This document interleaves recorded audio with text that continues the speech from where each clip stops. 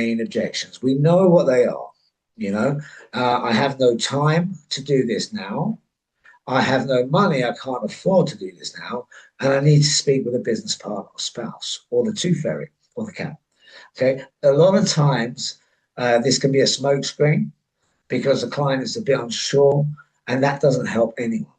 All right. So, what we do as world class closers is we bring this stuff up first, discuss it, talk about it in a way that's elegant, and bring it up, okay, first. Because if at the end of the conversation they bring this up, you're dead in the water, okay? Oh, I've got no time to do this. Where can you go? You're not going to argue with the person, right? Oh, make time, objection handled. No, bring it up first. I've got no money. We've After the qualification, the client is at peak state. They've been talking a lot, right? And many times it's a bit of a therapy session. They feel great because they are talking, and we're sitting back and we are listening and taking notes. Okay. So how do we do this? How do we block the main objections? Well, we ask them after the qualification. So tell me, Mr. Customer, why now?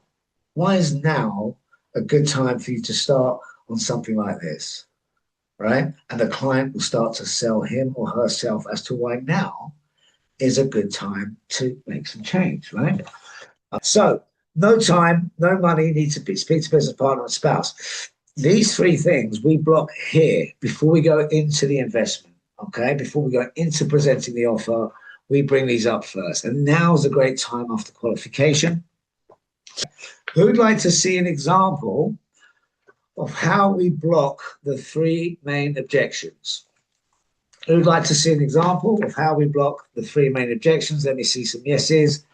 Yes, Kathy, Stella, you will. Denise, let's go. All right, so this is Andrew. Do you remember Andrew? Alison knows Andrew. Lovely guy, right? Still with us. Been with me for about 3 years now, I think. Still very, very passionate about sales. Wants to be the best. He wants to learn more. He's always getting better. He loves his clients. Always working with his clients very well. And that's the key. Loving your clients, wanting the best from your clients, guys, because that makes it feel so much better. So this is Andrew blocking the three main objections, okay? Now, I'd like you all to notice and write down on the chat which objection he blocks first. It's quick. You can have a quick look again. These are the three main objections. Let's take a note of these, guys. Super important. Okay. No time, no money, speak to business partner or spouse. Now, on the chats, guys, he's a great kid, isn't he? He is. On the chat, he's a great skateboarder as well. You should see he does all the flips, Alison. He's really good. Right. On the chats, let's have, as soon as you know which objection Andrew blocks, and he's blocking all three here, as soon as you hear which one he's blocked first, second, and third, let's see who's got this from you guys. Okay, Tish, pay attention, please. As moderator, this is going to count for the prizes. So, in which order? So, Irison, you did speak about wanting to achieve financial freedom, about 15 grand a month, where you could be working your own hours, traveling the world, and experiencing different cultures. If we were able to arrange this for you, 100% guaranteed, provide you with daily warm leads. Okay, give you world-class training and systems where you could be earning comfortably 3,000 to 5,000 in your first month. Okay, and that's what we expect, and that's what everyone does. So if you can do that for you regularly, would you be the type of person that would invest in himself and put in the hard work to achieve all the above? Definitely. Nice. Okay, so to become a high-ticket closer, Irison, at first you will have to dig.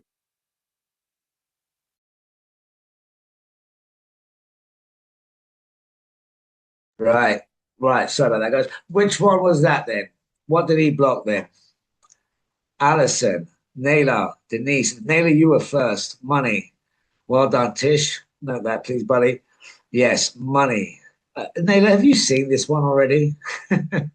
You seem very advanced here. Money, money. Yes, correct. Mullah, Jim Miller, correct. He blocked the financial. Now, what he said there is, if we could give you what you're looking for, right? You want 15K a month. You want this. If we could give you that, would you be happy to invest the energy, time, and money to invest in yourself? And the client says yes. Okay. So this means we're pressing on the consistency bias. When the client says something, they don't want to be incongruent or inconsistent with what they say. It's built into us as humans. So when a client openly says, yes, I will invest in this is gold. Thank you, Naylor. I love to be appreciated. This is, isn't it? So when the client says, yes, I will invest in myself, it's hard for them to say later, I won't invest in myself. Does this make sense, guys? Can you tell me if this makes sense? If they say now, yeah, okay, I'm happy to invest in myself. Yeah, absolutely. They can't say it later.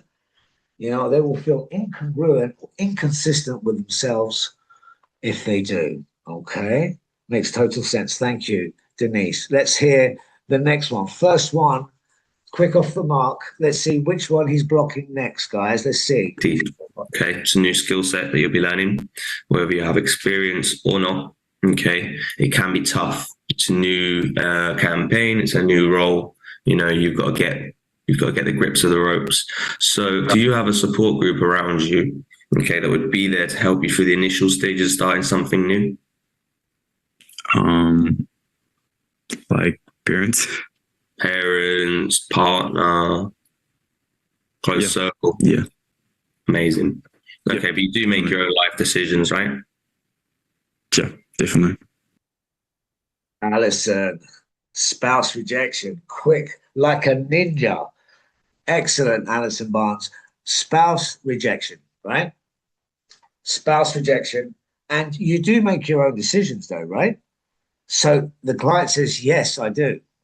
So coming later, he can't say, oh, I need to speak to my mom, my dad, the tooth fairy, right? He can't say it. He makes his own decisions, correct? Does this make sense, guys? Tell me if this makes sense in the chat, please. It's important that I know that you get this. If not, we'll go over it a bit more detail. Makes his own decisions. Yes. Yes. Do you make so he can't say later that he's got to speak to someone because he's just said he makes his own decisions. All right, guys, you getting this? Yeah? Fantastic. Now the final one is you can put it in the chat if you know. Okay, cool.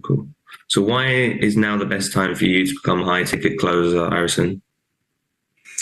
Mostly because I'm sick and tired of waiting around, sitting, feel like I can do more.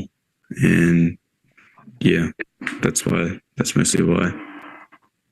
Absolutely amazing. Yeah, thank you for sharing that with me. So I think you could be potentially a good fit. You seem to me someone who's very driven and could also be very coachable, and that's something that Marco likes. So I'm just going to explain to you a little bit about the marketplace, how it's evolved since COVID. And he transitions into his next step. Yeah. I think, Alison, you have watched this already. No, I'm joking. Alison, very good. Excellent. Time. Excellent, Kirsten. Thank you. Time. Naylor, time. Solution. Time. Now, and what makes us. Now, the client can't say down the line of this conversation, the client can't say to you, now's not the right time, because they've just said that now's a perfect time for me. I mean, on some occasions, people go right into this. If I don't plant the best time to plant the trees 25 years ago, second best time, you get a lot of this. So later down the line in this conversation, the client can't say, no, it isn't the right time because he's just said it. So it's called the consistency bias. The client needs to be consistent to stay congruent to what they're saying, to feel good about themselves. Okay. We as human beings don't like to say, oh, I like blue. And they say, oh, no, I don't like blue anymore. You know, people get a bit right. This guy's not consistent. He's not congruent. Is he a bit of a, you know what I mean? So we're pressing on the consistency bias, and because, and you'll find this out tomorrow, a bit more detail. If the client says, I do make my own decisions, I am willing to invest. Now is the right time to buy, right? To change my life. With future pays the pain, with future pays the gain.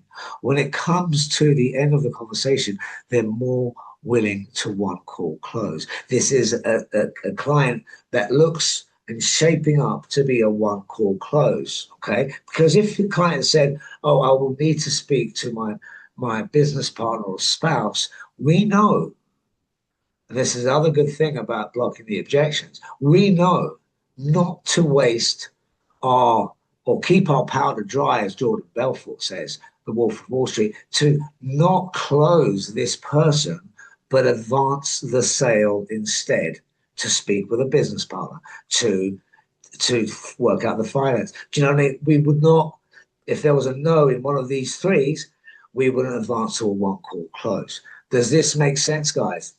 Because if we don't do this and we try and one call close and say talk to the business partner spouse, it seems self-serving to us, and we're not. You know, if he says I want to speak to my partner, we'd allow that. We'd set that meeting up and advance the sale instead. Okay, makes sense, guys. Yeah, we don't want to be closing when the client's not ready. Yeah, this is a test, one of many that we have to see if the client's ready to close. Okay, makes sense, guys. Do you like this? Do you like this type of selling where telling is not selling? We're asking questions, right? And the client is making up his own or her own mind as to what is the best form of action here. Can we solve their problem? We bring up their problem, super important, so that we can fix it, okay? Excellent. I'm glad you guys got all that.